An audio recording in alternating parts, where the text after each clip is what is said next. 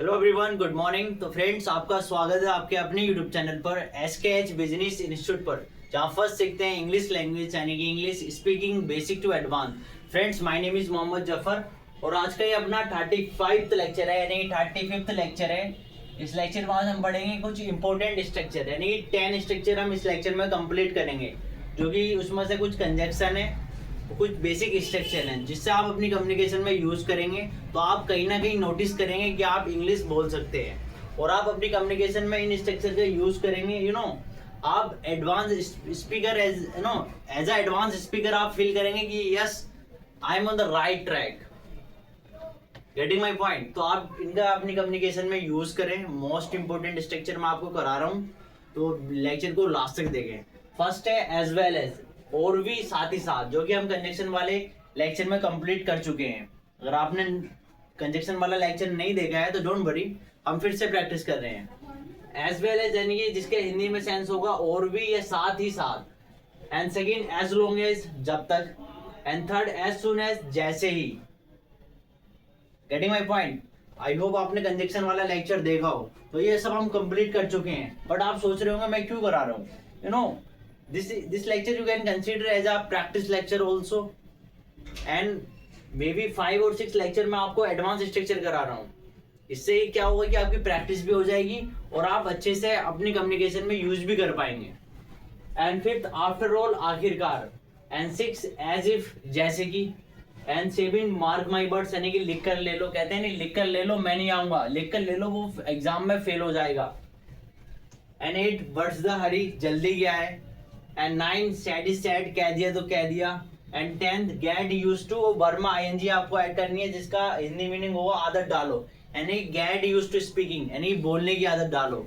Gate used to walking यानी walking करने की आदत डालो। इस तरीके से आपको अपनी कम्युनिकेशन में यूज करना है। तो फर्स्ट स्टार्ट करते हैं हम एज वेल एज से, जिसका हिंदी में मतलब होगा और भी साथ ही साथ। और हम 3 या 4 एग्जाम्पल विद एग्जाम्पल करेंगे। तो मैं इसकी हिंदी नहीं लिख कर लेकर आया हूँ ताकि आप कंफ्यूज हो। I remember when I was learning language, I made a lot of mistake in the beginning because first, I used to translate many times. So this is the thing I am going to share with you, and I'm going to tell you, don't translate. No, the more you will translate, the more you will stuck in translation. Don't translate and start speaking English and start thinking English. Getting my point? So this is the most important thing I am telling you. So don't translate because I would say Hindi में meaning different होगा और English में meaning different होगा, तो आप confuse हो जाओगे। ठीक है, कभी ऐसा होता है कि हमारी हिंदी भी सही नहीं होती, हम सही से अपने वर्ड को रिप्रेजेंट नहीं कर पाते। तो इस तरीके से आपको हिंदी पे ध्यान नहीं देना है, डायरेक्ट इंग्लिश टू इंग्लिश आपको इंग्लिश सीखनी है। तो first example as well as, जिसका एग्जाम्पल है सी कैन सिंग यानी वो गा सकती है। एज वेल एज डांस यानी वो डांस भी कर सकती है। ठीक है, नहीं दो बात में हमने कंजक्शन क्या होता था, कंजक्शन बात को जोड़ता था। मैंने बताया था कंजक्शन यानी जंक्शन, जंक्शन में क्या होता है, ट्रेनें जुड़ती हैं। तो यहाँ सेंटेंस क्या हो रहा है, जुड़ रहा है। देखो, सी कैन सिंग यानी वो गाना गा सकती है। एज वेल एज डांस, वो डांस भी कर सकती है। And second I like T, मैं चाय पसंद करता हूँ। एज वेल एज कॉफी, मैं कॉफी भी पसंद करता हूँ। या आप कह सकते हैं आई लाइक टी, मैं चाय पसंद करता हूँ। एज वेल एज, साथ ही साथ कॉफी, साथ ही साथ कॉफी भी पसंद करता हूँ। तो इसका हिंदी में 2 सेंस हो सकते हैं, या आप और भी के सेंस में ले सकते हैं, या आप साथ ही साथ के सेंस में ले सकते हैं। Getting my point? कहते हैं नहीं, आप इस तरीके से कह सकते हैं आई एम लर्निंग इंग्लिश, मैं इंग्लिश सीख रहा हूँ। एज वेल एज फ्रांस, ठीक है, साथ ही साथ मैं फ्रांस सीख रहा हूँ। इस तरीके से आप कह सकते हैं। या आप कह सकते हैं आई स्पीक इंग्लिश, मैं इंग्लिश बोलता हूँ। एज वेल एज अरेबिक, साथ ही साथ मैं अरेबिक बोलता हूँ। आप इस तरीके से कह सकते हैं। And third, he is intelligent as well as hard working, यानी वो इंटेलिजेंट तो है ही, साथ ही साथ हार्ड वर्किंग भी है, यानी मेहनती भी है। ही इज इंटेलिजेंट यानी वो चालाक है, बुद्धिमान है। आप हिंदी इस तरीके से कह सकते हैं। एंड एज वेल एज, और भी, या साथ ही साथ हार्ड वर्किंग, वो हार्ड वर्किंग भी है। And fourth, he speaks English, वो इंग्लिश बोलता है। एज वेल एज फ्रांस, साथ ही साथ वो फ्रांस भी बोलता है। ठीक है, नहीं गेटिंग माई पॉइंट? तो एज वेल एज का हिंदी मतलब होगा और भी या साथ ही साथ। And second as long as, जिसका हिंदी मीनिंग होगा जब तक, जो कि हम कंजक्शन वाले लेक्चर में कर चुके हैं। तो एज लॉन्ग एज मीन्स यानी जब तक। अब एग्जाम्पल के थ्रू समझे। एज लॉन्ग एज जब तक सी हैज वर्क टू डू, उसके पास काम करने के लिए है, she can not go home, वो घर नहीं जा सकती। Getting my point. यहाँ हिंदी की हमें कोई जरूरत नहीं है, यहाँ हमने मॉडल्स का यूज करा या हमने टेंस का यूज करा।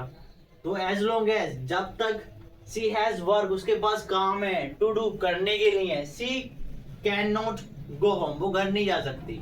Simple. And second example, I will help you, मैं तुम्हारी मदद करूंगा। एज लॉन्ग एज जब तक यू आर ऑनेस्ट, जब तक तुम ईमानदार हो। This is an honest word. Okay, I will help you, मैं तुम्हारी मदद करूंगा। एज लॉन्ग एज जब तक यू आर ऑनेस्ट, तुम ईमानदार हो। And third example, I will support you, मैं तुम्हें सपोर्ट करूंगा। एज लॉन्ग एज जब तक यू डोंट गिव अप, जब तक तुम हार नहीं मानते। कहते नहीं, हम अपनी हिंदी लैंग्वेज में कितना यूज करते हैं, मैं तुम्हारी मदद करूंगा, आई विल हेल्प यू, जब तक as long as you don't give up, जब तक तुम हार नहीं मानते, या जब तक मैं तुम्हारी मदद करूंगा जब तक तुम मुझे पैसे दोगे। I will help you as long as you will give me money. No, you can use in different communication your way. Okay, तो as well as and as long as जब तक। तो अभी हमने 2 कंप्लीट करे हैं, तो लेक्चर को लास्ट तक देखते रहे। थर्ड हम पढ़ेंगे एज सुन के बारे में। लो फ्रेंड्स, अपना थर्ड है एज सुन एज। थर्ड है अपना एज सुन एज। तो फर्स्ट हम कर चुके हैं as well as, and second भी हम कर चुके हैं एज लॉन्ग एज। अब थर्ड कर रहे हैं एज सुन एज, जिसका हिंदी में मीनिंग होगा जैसे ही। कहते नहीं, जैसे ही तुम आए मैं चला गया, मैं तुम्हें कॉल करूंगा जैसे ही, इस तरीके से। एग्जाम्पल के थ्रू समझे, कॉल मी यानी मुझे कॉल करो। एज सुन एज जैसे ही यू अराइव, तुम पहुंचो। ठीक है, कॉल मी मुझे कॉल करो। As soon as you arrive जैसे ही तुम पहुंचते हो मुझे कॉल करो। Call me as soon as you arrive. And second, I will reply, मैं रिप्लाई करूंगा। तो बिल हमने क्यों यूज करा, क्योंकि यहाँ फ्यूचर की बात हो रही है। आई विल रिप्लाई, मैं रिप्लाई करूंगा एज सुन एज पॉसिबल, जैसे ही संभव होगा। कहते नहीं, मैं तुम्हें कॉल करूंगा जैसे ही संभव होगा। I will call you as soon as possible. Getting my point. As soon as means जैसे ही। And third example, inform me यानी मुझे इन्फॉर्म करो। एज सुन एज जैसे यू गेट द पेमेंट, तुम्हें जैसे पेमेंट मिले मुझे इन्फॉर्म करो, यानी inform me as soon as you get the payment, जैसे ही तुम्हें पेमेंट मिले मुझे इन्फॉर्म करो। जैसे ही means as soon as. And fourth, as far as. इसका हम अपनी कम्युनिकेशन में बहुत यूज करते हैं। कहते नहीं, as far as I know, जहां तक मैं जानता हूँ। As far as I can see, जहां तक मैं देख सकता हूँ। इस तरीके से हम यूज करते हैं। यानी एज फार एज यानी जहां तक। ठीक है नहीं, जहां तक।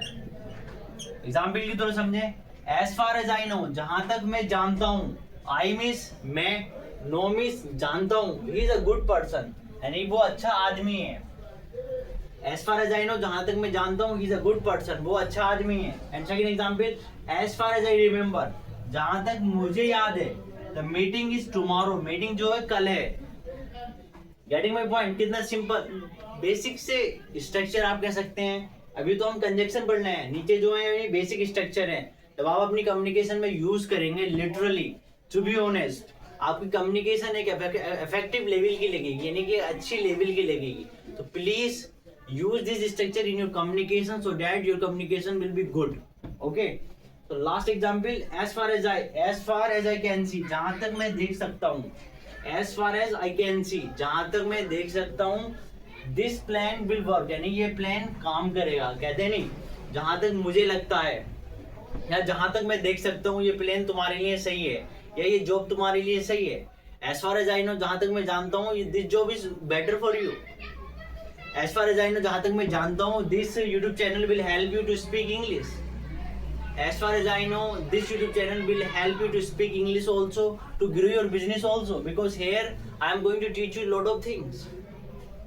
आप कम्युनिकेशन में यूज कर सकते हैं इस तरह से। Getting my point। नेक्स्ट पढ़ेंगे हम आफ्टर ऑल के बारे में।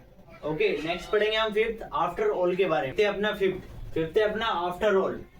तो फोर्थ हम कर चुके हैं एज फार एज, फिफ्थ अपना आफ्टर ऑल, जिसका हिंदी में मीनिंग होगा आखिरकार। कहते नहीं, आखिरकार तुम आ ही गए, तो आफ्टर ऑल यानी कि मीन्स आखिरकार।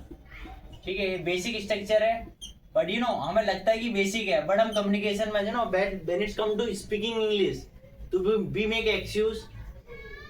हम बहाने बनाते हैं जब इंग्लिश बोलने की बारी आती है। यार मेरे पास वोकैब नहीं है, मैं यूपी बोर्ड से हूँ, मैं मैं हिंदी मीडियम से हूँ, मैं गाँव से हूँ, no we make lot of excuses. So don't make excuse and start speaking in English because this structure is no basic structure I would say. तो सिंपल स्ट्रक्चर है, हम अपनी कम्युनिकेशन में यूज कर सकते हैं. तो आफ्टर ऑल यानी कि आखिरकार, एग्जाम्पल के थ्रू समझे, we won the match after all यानी आखिरकार हम मैच जीत गए, यानी आफ्टर ऑल यानी कि आखिरकार. And second, it was a good decision यानी कि अच्छा डिसीजन था. आफ्टर ऑल आखिरकार ये अच्छा डिसीजन था, पास्ट की बात हो रही है. It was a good decision. बहुत से इसे वाज पढ़ते हैं, वाज नहीं, right pronunciation is was. It was a good decision after all, आखिरकार ये अच्छा डिसीजन था. And third example, don't be angry यानी नाराज मत हो. He is your friend after all, आखिरकार वो तुम्हारा दोस्त है. कहते नहीं यार नाराज मत हो, आखिरकार वो तुम्हारा दोस्त है, उसने जो भी किया तुम्हारे भले के लिए किया होगा. ठीक है, आखिरकार यानी कि means after all. And six है अपना एज इफ, जिसका हिंदी मीनिंग है जैसे कि.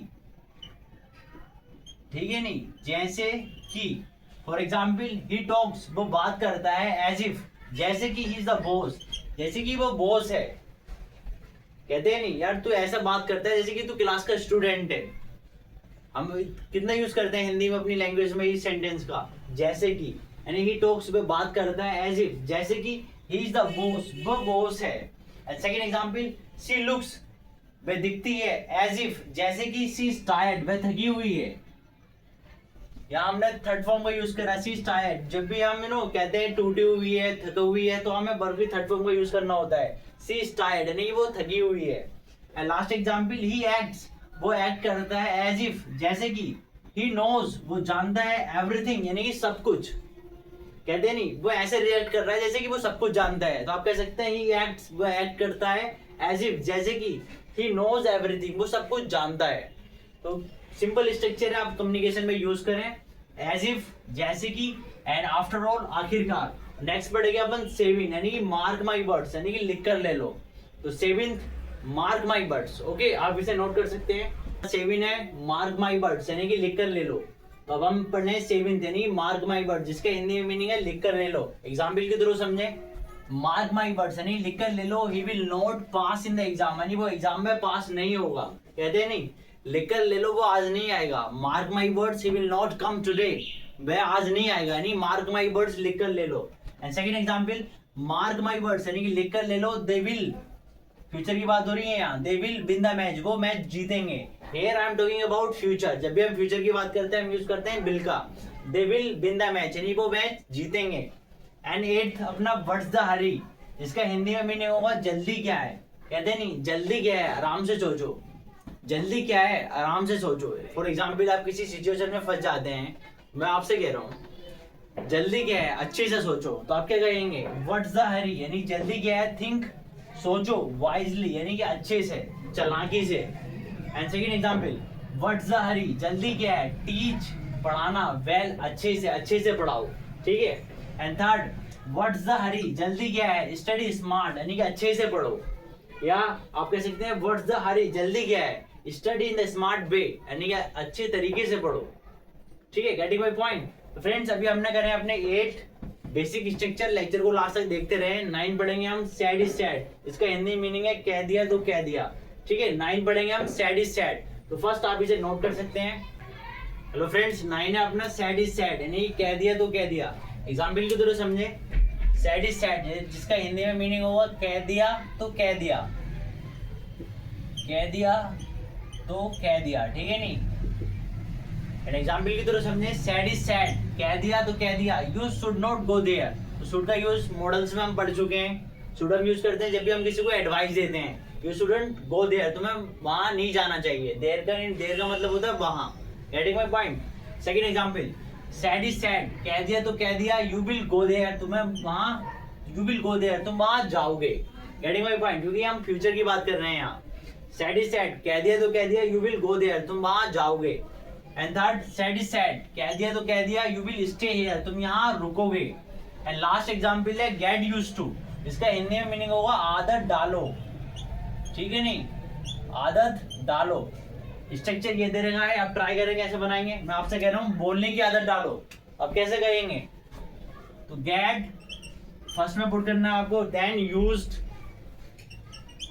देन टू, और वर्ब में आईएनजी आपको यूज करनी है। तो मैं आपसे क्या कह रहा हूँ, बोलने की आदत डालो, तो गेट यूज्ड टू स्पीकिंग, ठीक है, गेट यूज्ड टू स्पीकिंग, यानी कि पीने की आदत डालो, गेट यूज्ड टू ड्रिंकिंग, यानी कि पीने की आदत डालो, गेट यूज्ड टू ड्रिंकिंग, लिखने की आदत डालो, get used to writing, get used to writing, यानी कि लिखने की आदत डालो। I hope you are getting my point, ठीक है फ्रेंड्स। हमने ये 10 बेसिक स्ट्रक्चर, आप कह सकते हैं एडवांस स्ट्रक्चर हमने कंप्लीट करे हैं 10th बेसिक स्ट्रक्चर। तो आई होप आप अपनी कम्युनिकेशन में यूज करेंगे, यू नो जितना आप अपनी कम्युनिकेशन में यूज करेंगे, आप कहीं ना कहीं नोटिस करेंगे, कहीं ना कहीं नहीं, आप नोटिस ही करेंगे कि मैं सही ट्रैक पर हूँ, मैं इंग्लिश बोल सकता हूँ। ये सिंपल है, यू नो आप पहले से ही जानते हैं, but when it come to speaking you make excuses, and you make excuses. I don't have any vocabulary, I don't have any structure sentence, I don't know tense, you know, you make excuses. The more you will make excuse, the more you will stuck in excuses. So don't make excuse and start speaking. You know, I always say, even you know one word, to start speaking with one word. If you know about hello, then start speaking hello and using, you know, body language. You know, the more you will use body language, the more you will, you know, look at that this you are confident person. So show your confidence and show your voice, work on your pronunciation, work on your vocabulary. The more you will learn vocabulary, the more you will speak perfectly, naturally. Okay, getting my point? If you like my lecture, and I hope you are like my lecture, and so please subscribe it and please like it, and then मिलते हैं next lecture में।